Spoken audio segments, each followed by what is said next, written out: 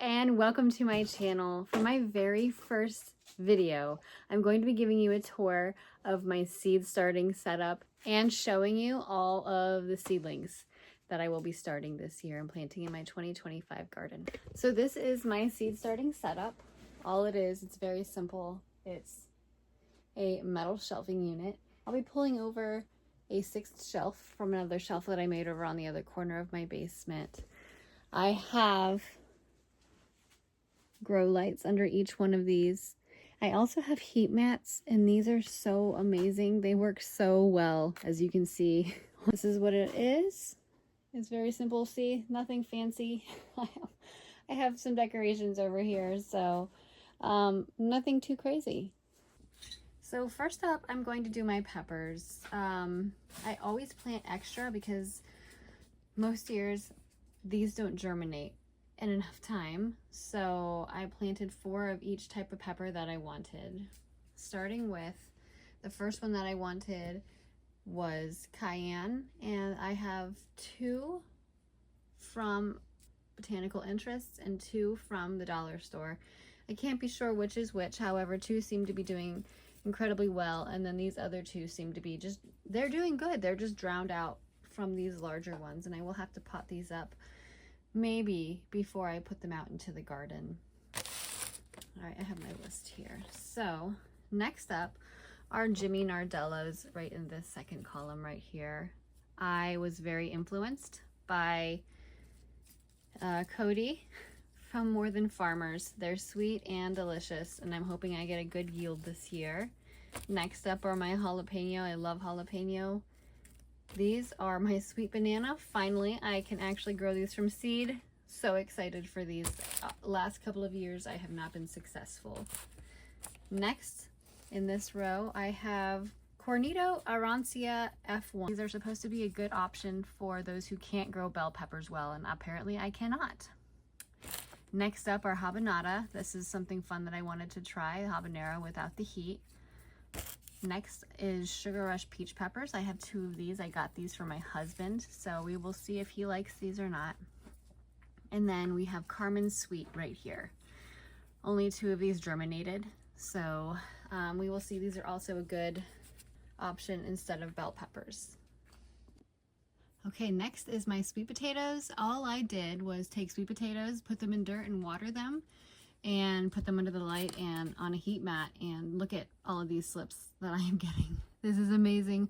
Last year these, I let them go a little too long, and they were about 3 feet tall. I'm not kidding. They grew almost to the ceiling through the shelf. It was hilarious. And then a little surprise squash or gourd. We'll be surprised. Could be a cucumber. Actually, this might be, I'm not going to make any guesses because I'll probably be wrong. All right, next we have loofah. These are saved from last year's, so I hope they will do better this year than they did last year. I also have some flowers in here. I have a sunflower. Oh boy, looks like it's about to bloom. I may have done these way too early. And then down here, I'm going to take these upstairs and water these. These are this last batch of my tomatoes. This is a mixture of, oh no, look, some of these have gotten dry, so I have to bring these upstairs so quickly. Look at how dry that is. Yeah, I planted these way too early. I wanted to make sure I got ahead of it. That definitely backfired on me. So these are almost just too big, and I have to pot these up again. This will be the second time I pot them up before I put them out, because we still have about a week before our last frost, and I want to play it safe because you never know. I definitely am going to take these out from under the grow lights, and I'm just going to sit them in my dining room for some natural light and I'm going to water these. I'm going to take them upstairs and water them. So we are upstairs in my kitchen, and this is the #1 problem that I had this year, and I started my seeds too early. Potted up yet again. They're falling off. I can't keep them watered enough, so I have to get them in a bigger one. And as you can see, this cucumber is already flowering.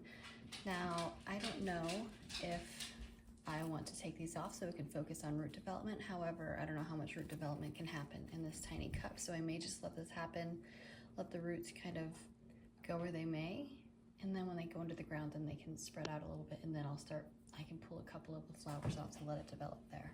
For my seedlings, I don't even know if I can call these seedlings anymore. I have some San Marzanos here, San Marzanos here. This is a surprise. This is way back here, if you can see, a cucamelon. I'm very excited, or a Mexican gherkin. Here's a chocolate cherry tomato. I'm very excited about these. This is one of my favorites 2 years ago.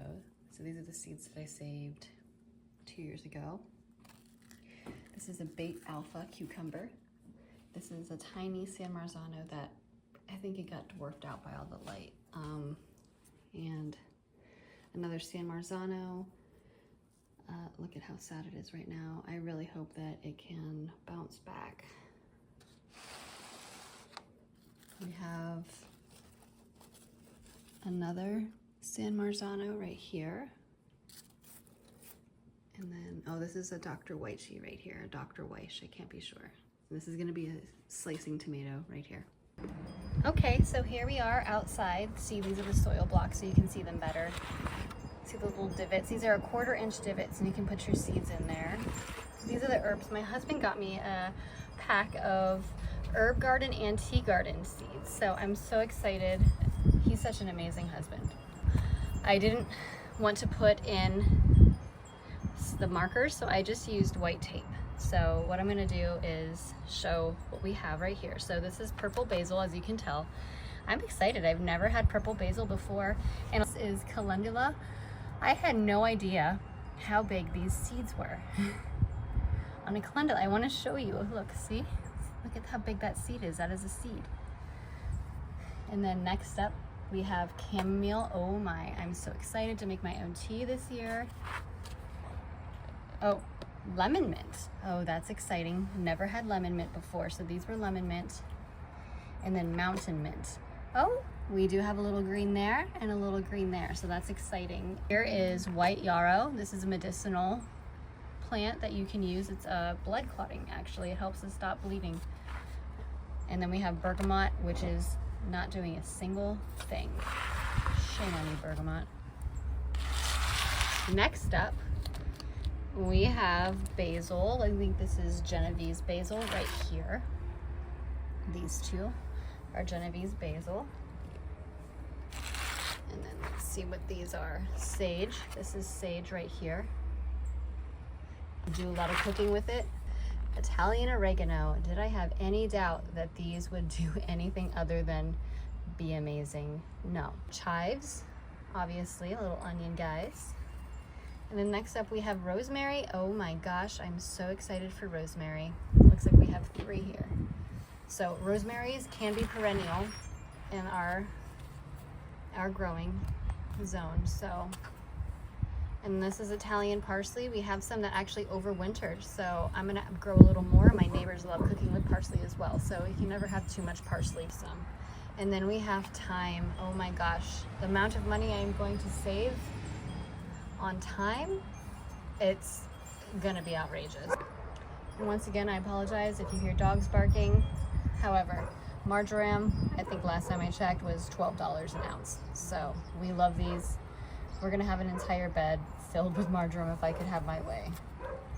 And then, oh, basil, we also have that. So these are all of my plants that I have. I'm gonna leave you with that beautiful